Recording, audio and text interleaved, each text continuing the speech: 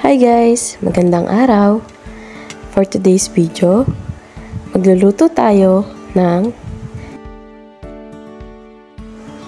ginisang tortang cabbage o repolyo sa Tagalog.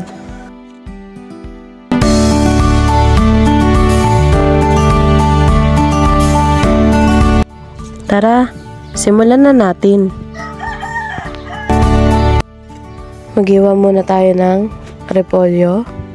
So, ibababad muna natin to guys sa tubig bago natin slice in ng maliliit.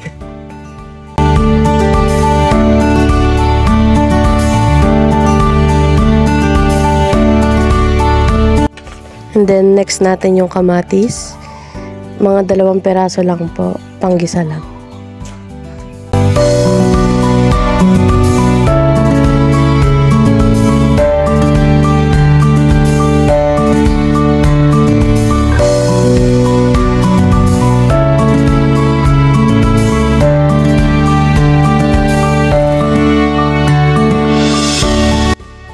Gagamit rin po pala tayo dito ng 4 cloves of garlic. Bali, didikdikit po natin ito.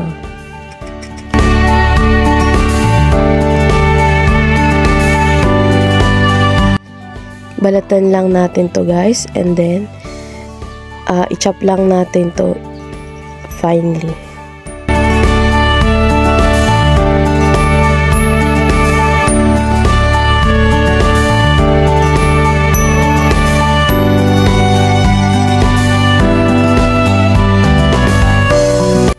So, iaon muna natin sa tubig yung repolyo para tumulo muna. And then, saka na natin slice to ng maliliit. Sa paghiwa sa repolyo guys, bali maninipis na maliliit lang po, napahaba yung gagawin natin. Pagkahiwa natin guys, ibalik din natin sa tubig. Ibababad natin. Prevention to para hindi mangitim yung mga gilid-gilid nung na-slice natin. Kasi pangit tingnan pag ginisa na natin. Continue lang natin yung pag-slice ng cabbage guys until matapos natin yung lahat na peraso nito.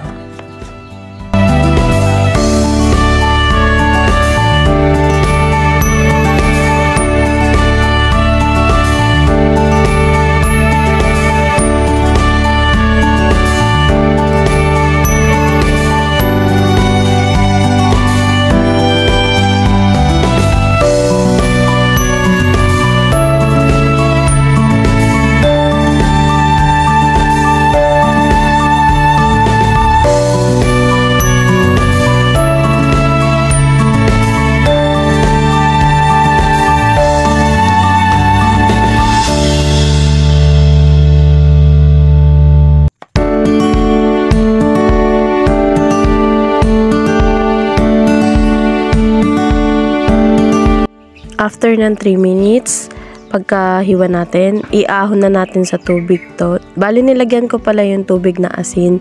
So, strain na natin guys, para maalis na yung excess water before tayo maggisa. Kung nakita nyo guys na madumi pa yung tubig guys, after nyo mahugasan, pwede nyo ulitin yung paghuhugas ng repolyo until mag-clear na yung tubig. Bali, nagisa ko na pala dito yung sibuyas, repolyo, bawang, kamatis. And then, takpan muna natin to guys. Bali, magtutubig to guys. Pag nilagyan natin konting asin. Huwag muna tayo maglalagay ng tubig guys kasi kusa tong lalabas yung tubig niya guys. Baka masobrahan. Takpan muna natin to guys ng mga 1 to 2 minutes guys.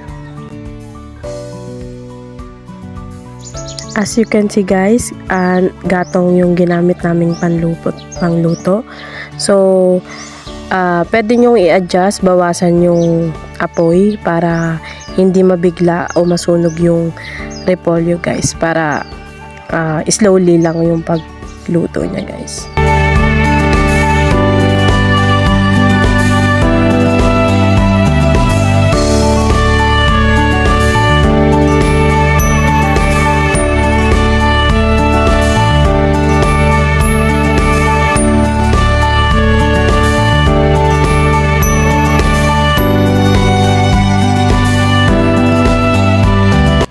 So, check natin ulit guys kung tuluyan ng nagtubig yung, lumabas na yung excess water ng repolyo. Pag na-check natin guys at okay na, medyo luto na yung repolyo natin, pwede na nating lagyan ng asin, paminta, and then, sunod nating ilagay is yung itlog na nabatil natin. Bali, templado na pala guys yung itlog na ilalagay natin dito guys.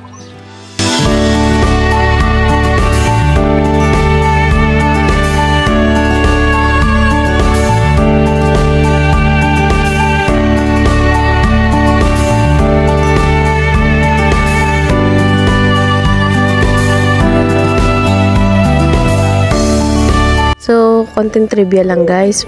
Pag nagagatong tayo, before kayo magpaypay, make sure na may takip yung niluluto nyo para yung mga alikabok ng kahoy is hindi mapunta dun sa niluluto nyo.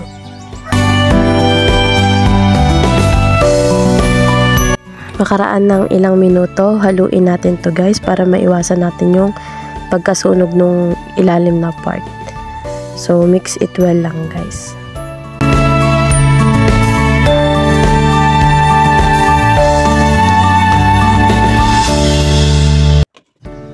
So, need nating patuyuin or lutuin na mabuti yung itlog para iwas salmonella. Maganda ring na takpan to para makulob yung niluluto natin. Mabilis maluto yung itlog guys. So, kung need nyo pang lakasan yung apoy, so paypayan nyo lang guys or magdagdag ng additional ng gatong.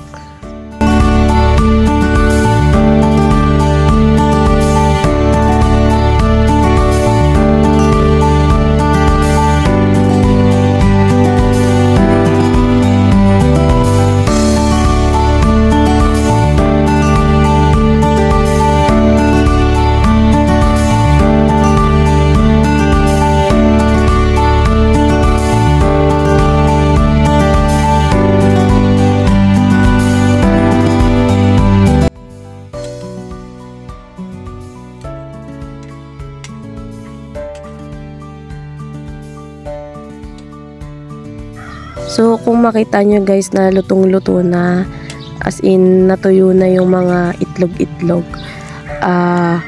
pwede na tong hanguin guys at saka iserve. So, that's all for today guys. Thank you for watching. See you on my next vlog. Salamat! Bye-bye!